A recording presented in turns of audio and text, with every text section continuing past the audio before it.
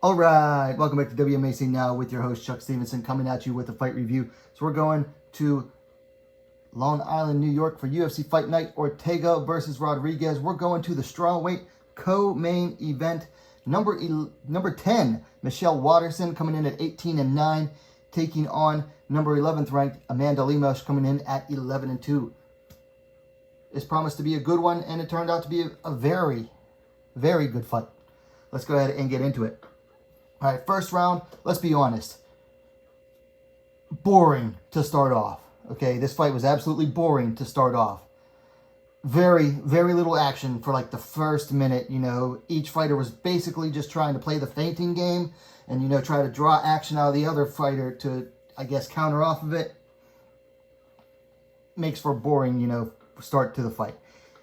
After about the first minute, both started throwing more kicks. You know, Waterson likes to throw side kicks, was throwing them to the lead leg and the body. Lemos was throwing her front kicks up the middle that she likes to throw. There was a Lemos flurry to counter a Waterson kick. And then some more kicks from both to, you know, to the legs and to the midsection. Man, I noticed this a lot. Lemos was really winding up on her punches too. Like, Waterson was throwing almost nothing but kicks.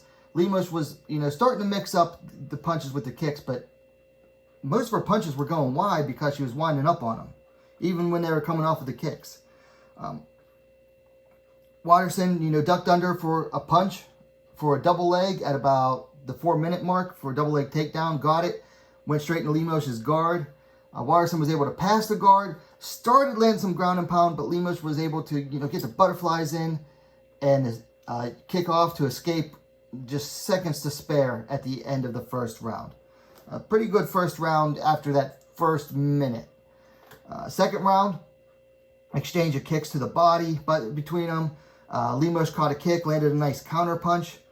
Then some more kicks thrown from each fighter. Overhand right from Lemos that just grazed Waterson, who managed to sidestep away.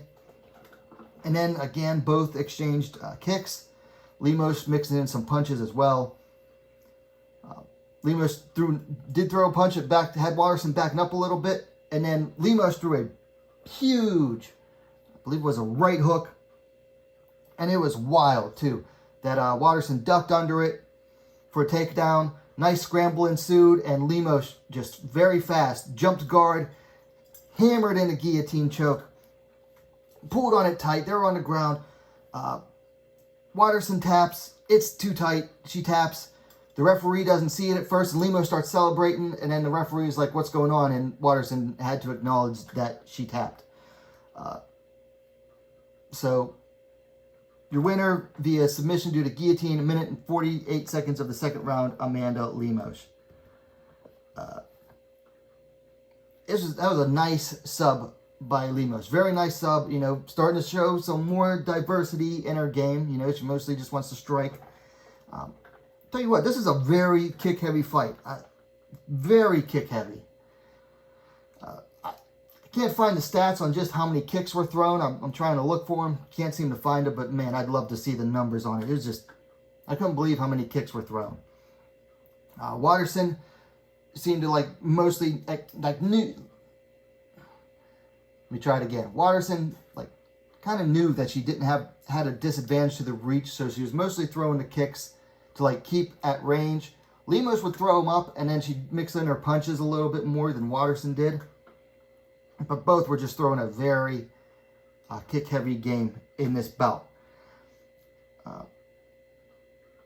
So there's two questions here. The first question is, where does Waterson go from here? She's lost, I believe, 4 of her last 5 fights in the UFC now. And all of them to top 10 fighters. Granted, Joanna's retired now. She's definitely on her way down and out of the rankings. I mean, she was at number 10 for this fight, and I believe she's still there. She moved down number 1 to number 11 now. So Waterson's on her way out of the rankings. Big question is, can she still do well enough to maintain her spot in those rankings? The second big question is, So Lemos enters the top 10. They moved her up to, she's tied at number 8 with Nina Nunes right now.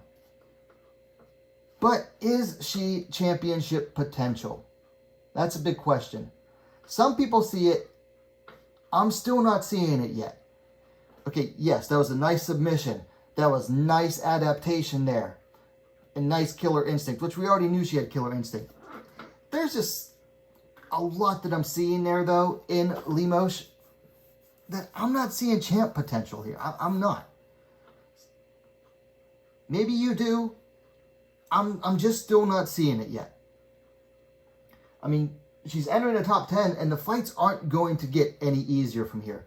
Waterson has been, for like the past couple years now, been seen as like the easiest fight inside the top 10. Well, if she's the easiest fight in the top 10, then obviously it's only going to get more difficult from here.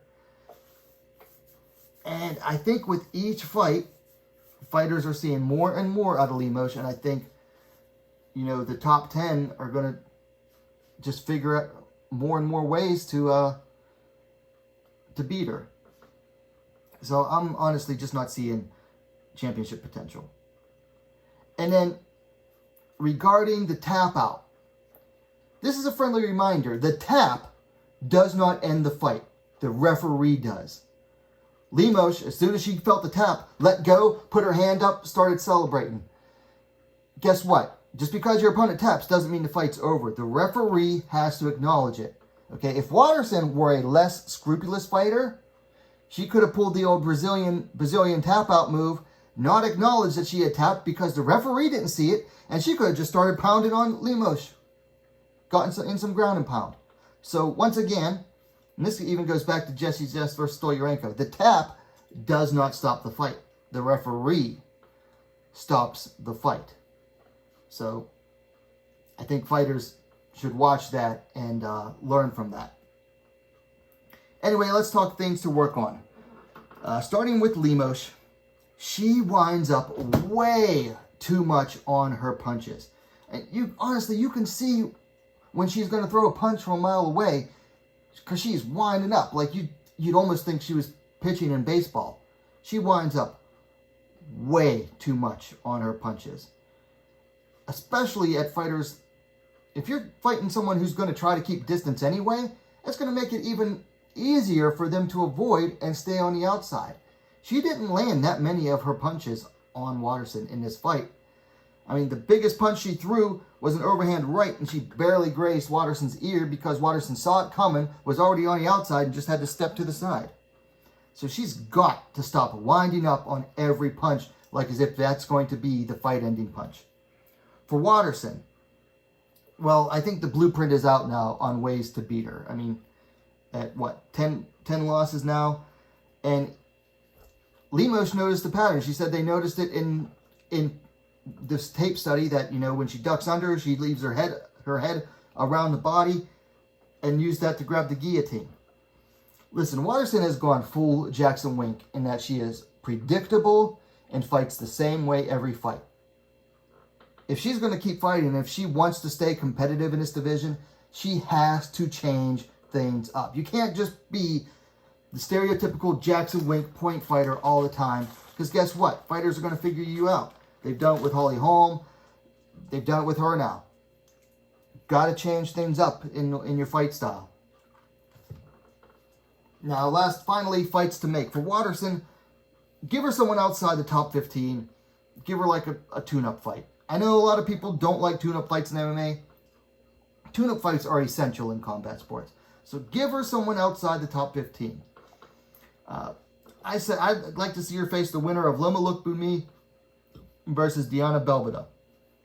That should make for a fun one, especially if it ends up being Loma Lookboonmee. That should be a very fun, striking frenzy of a fight. For Lemos, well, now she's in the top 10. She's going to look to keep moving up. I don't believe Tisha Torres is booked. That one would be good. Or Jessica Andrade is at number 6. Torres at number 7. She already lost to Andrade. The loser of Yan Xiaonan versus Mackenzie Dern which happens in October. That would be a good one as well for Lemos. Anyway, those are my thoughts on this fight. UFC Fight Night, Ortega versus Rodriguez, strawweight co-main event, Amanda Lemos defeating Michelle Waterson via guillotine choke. Minute and 48 seconds of round 2. Let me know your thoughts on the fight in the comments down below. If you liked the video, please give it a like. Share it as well. And while you're at it, don't forget to subscribe to WMMA Scene Now, the best, most complete women's mixed martial arts dedicated platform on YouTube. Thanks for watching. We'll see you next time.